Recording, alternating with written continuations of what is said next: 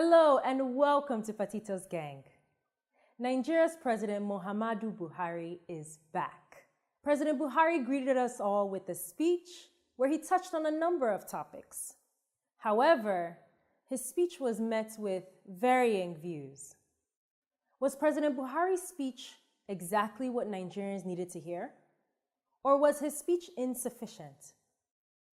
The gang shares their views. Let's take a look.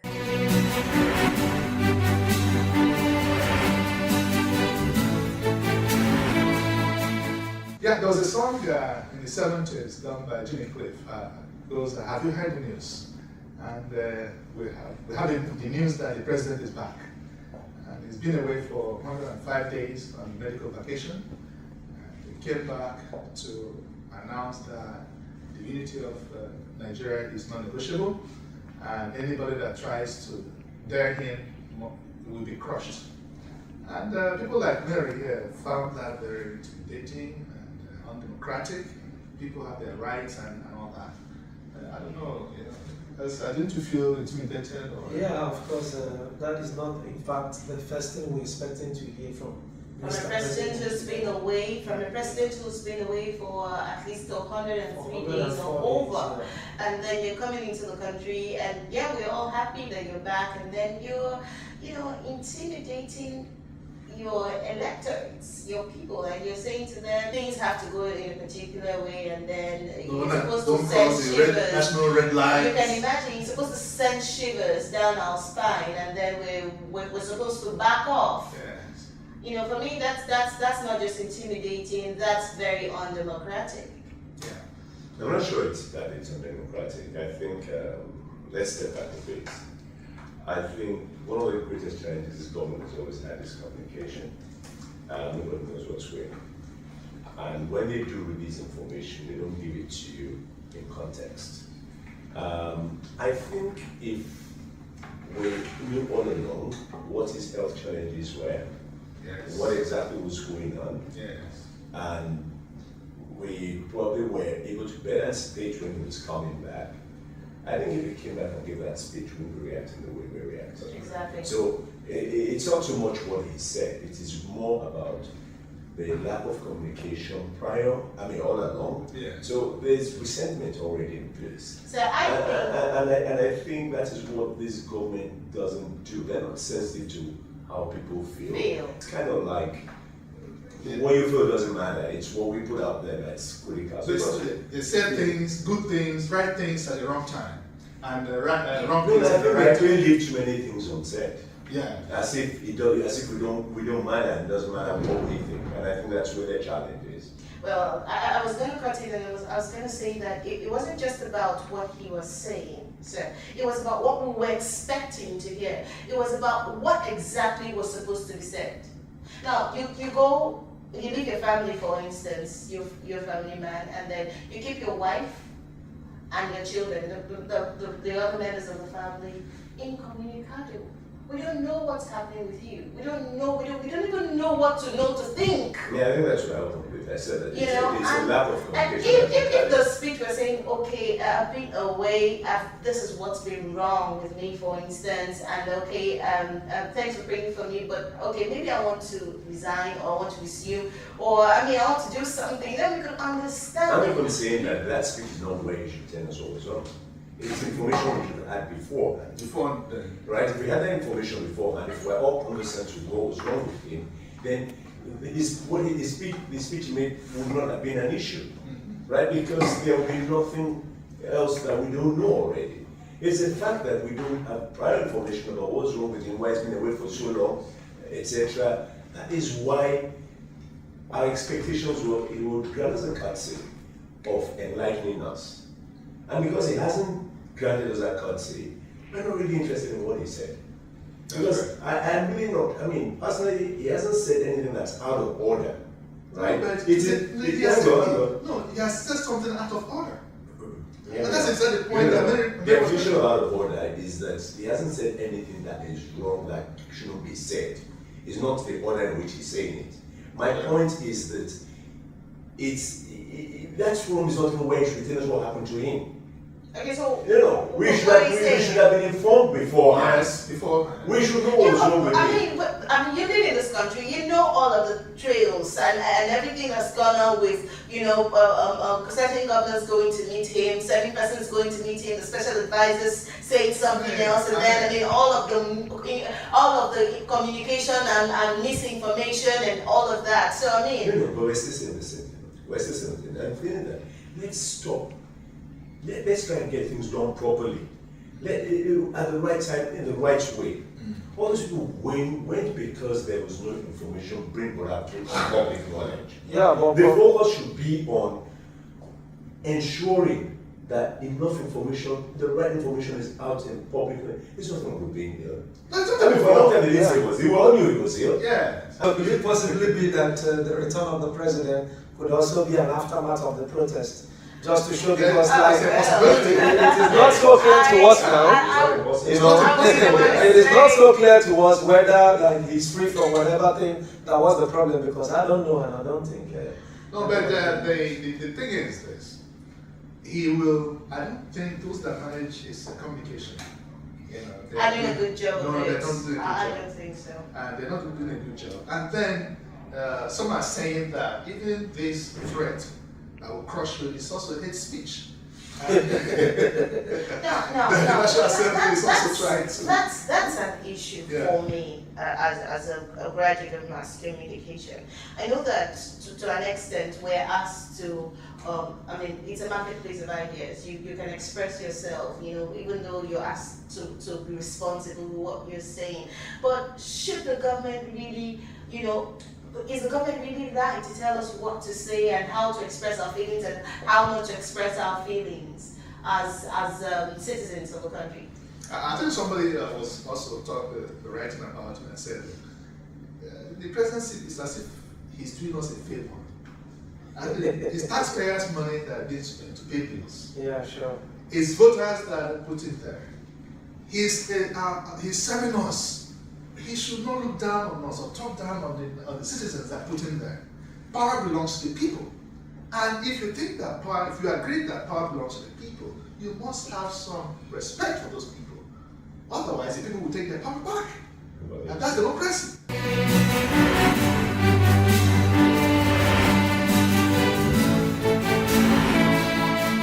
The gang reminds us that a democracy and being a leader of a democratic nation is about serving the people.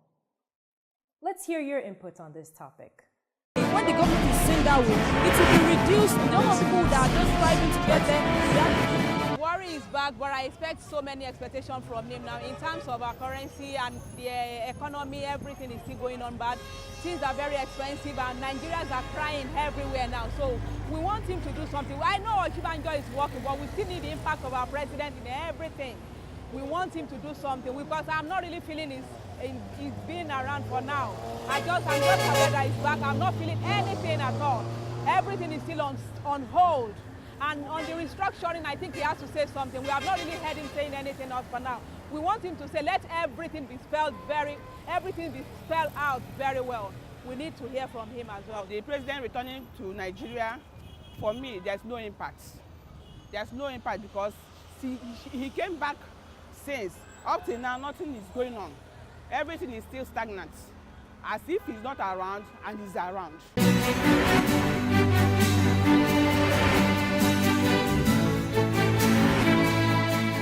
I think the issue of Boko Haram, it was always going to go this way, right? The insurgency didn't occur in 1 year or 2 years. And if we remember, it started from Bauchi and then spread all the way through to Borno and then became embedded in Borno, right? And in spite of all the noise that was made about capturing Sambisa, in the last few weeks we still had situations where they actually went to dislodge the insurgent camps in Sambisa forest.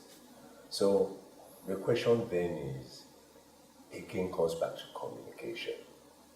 Have we been told what the real extent was? Have we been told what the plan is, what the strategy is?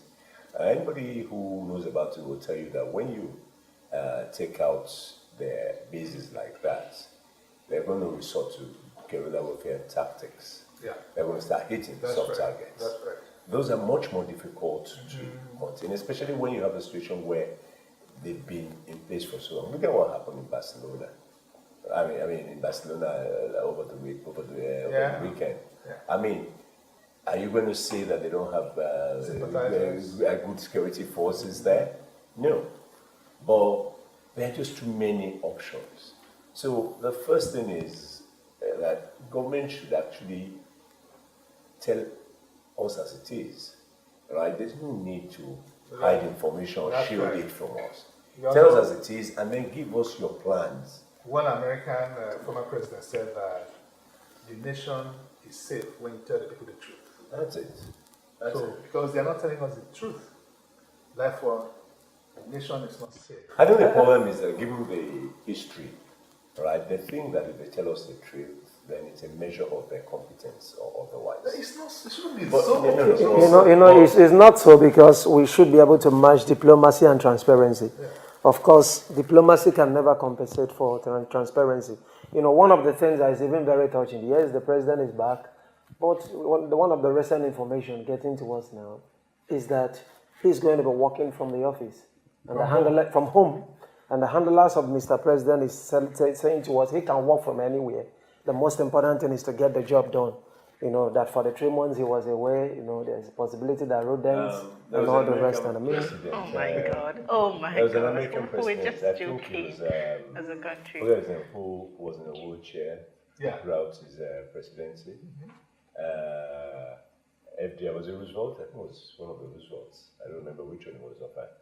So there's actually nothing wrong with being here. If the ailment does not necessarily affect his mental capacity, which is the main resource he needs as president. And it comes back to tell us as it is. But they don't do things certain ailments can, because as you're sitting here right here, are you really sure what is wrong with Mr. President? I come back to what I said. Tell us as it is. Give us full disclosure. So we then know that, okay, yes, you're ill. It's a physical thing. It doesn't affect your mental acuity. Therefore, you can still discharge your duties. Everybody's happy. So they know that you're going to operate from the house because you're ill, but that you're still giving instructions. And then you see, the other part of it for me is we focus too much on personnel. And that is why there's so much effort to shield information and all that. When you have a system that works, and yes, we're not happy with what has happened, but the system has worked in the sense that he wrote in to say he was going to be away, handed over, we had an acting president who had full authority and did what needed to be done. So, are you saying that now? Some people say, okay, we don't really miss him, whether he's there or not, and stuff like that. I'm not saying we don't miss him. I'm not saying we don't miss him. All I'm saying is we have a system that has been allowed to work this time, and it has worked. So, therefore, there's no reason to conceal the fact that he's ill or the nature of his illness. Let it out there. And it will actually make life easier for him. Easier for everyone. It will make it easier for everybody. And they will then be able to actually add value. I mean, then we won't get told stories about how rodents have destroyed his office. Yeah, and I think one of the things that really helped to hit the polity was the fact that also, like, there were a few cases where it was observed that the vice president was not fully acting in the capacity of Mr. President. And of course, whether it was a mistake when he wrote to the National Assembly, there is a particular word, the coordinator, and people were actually trying to find out where that word has a place in our constitution. But we come back to the same issue. There's a lot of politics being played, right? Yes, that letter was written that way, but what the National Assembly recognized is the fact that he's acting president. They didn't recognize it. I mean, there have also been issues about, did he write that letter himself, right? He might have signed it, but somebody wrote the letter, right? So it's all about the fact that everything revolves around the personnel. Another thing was that he even said that the issue of restructuring of Nigeria, he referred to the National Assembly. You know? And then the same people have also, said there's no need, there's no need to restructure. I mean, what is going on? And I think that's actually a complete topic on its own, because I like to get facts clear. When you say restructuring, my question is, what's your definition of restructuring? Because what I find is, if I talk to 10 people, I get at least about 6 or 7 definitions of restructuring. Devolution of power to down there, making the central government less attractive. Does your present constitution not do it? No. It does. Your present constitution does it. It comes back to this individual, this personal thing. But someone arrogates power to himself that is not his, and you let him do it. That's the story of Nigeria. Yeah, that is this culture of silence. That's the story of Nigeria. Keeping us Go back to Obasanjo versus Tinubu. Obasanjo said, hold that money. Don't pay it out. He didn't have the authority. Tinubu challenged him. He won all the way up to the Supreme Court. Yeah. Obasanjo still did not release the money. So my position is, whoever the Accountant General or whoever was responsible for releasing the money is the one that should actually be held liable. Mm-hmm. Because he has taken instructions. From the rumpus? No. He has obeyed illegal instructions. Yeah. So he's actually guilty of not doing his job properly. Mm-hmm. And that's a problem. So, because what I'm trying to say is, even if you go back and rewrite the Constitution and build in more, will it be obeyed? Because the one we have is not obeyed. That's another issue. Yeah. That's another issue. And you see, the thing is, for me, you're talking about it in the Nigerian context, but I actually find it in a lot of situations that involves people working together in any kind of organization. They arrogate more power to themselves. People just arrogate power that they because they let them. And then people let them. Yeah. And then when you challenge them, they're looking at you like, what do you mean? Yeah. And my apologies to Mary being a woman. Somebody said that when you give woman power, the man gives woman power, she still brings it back to the man. You know? you continue. You know? But it's very interesting because I don't know what the situation will be like in the next... I think just more or less like a follow-up on that restructuring. I think the most comprehensive scenario I've seen someone describe is to take back Nigeria the way it was in the First Republic. That's right. Let me ask you a question, because we've been talking about the president is back, the president is back. Has he written to the National Assembly to say he's back? Yeah, he has.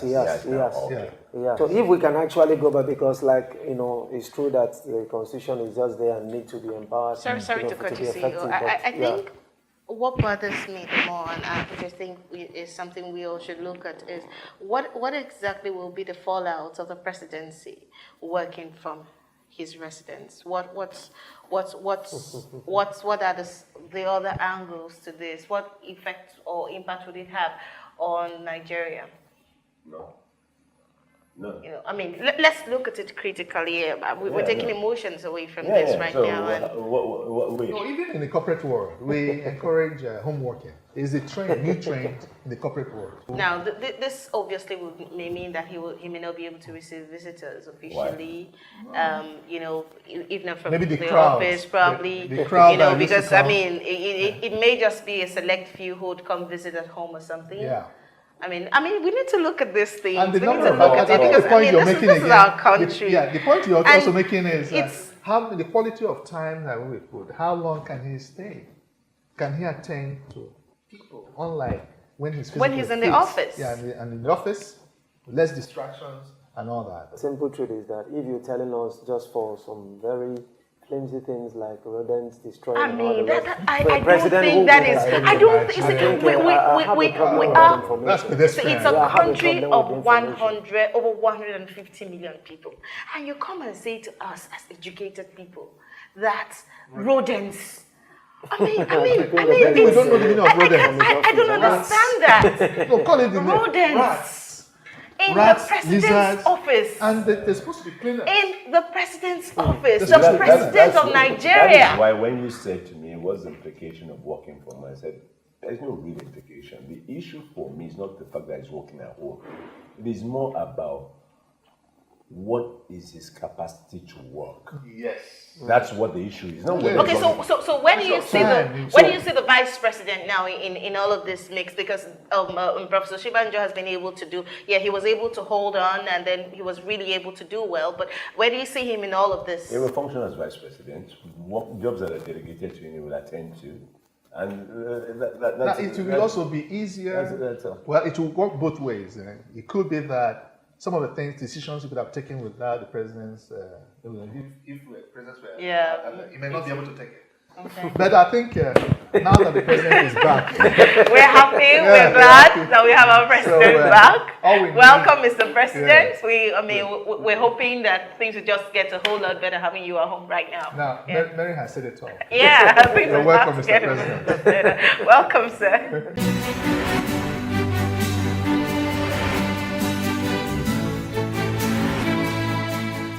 In conclusion, the gang notes that restructuring our nation is a key next step now that President Buhari is home. Well, we're out of time on today's edition of PATITO'S Gang. Thanks again for joining us. Be sure to follow us on all our social media platforms displayed right there on your screen. I am Najim Ye, and until next time, be well.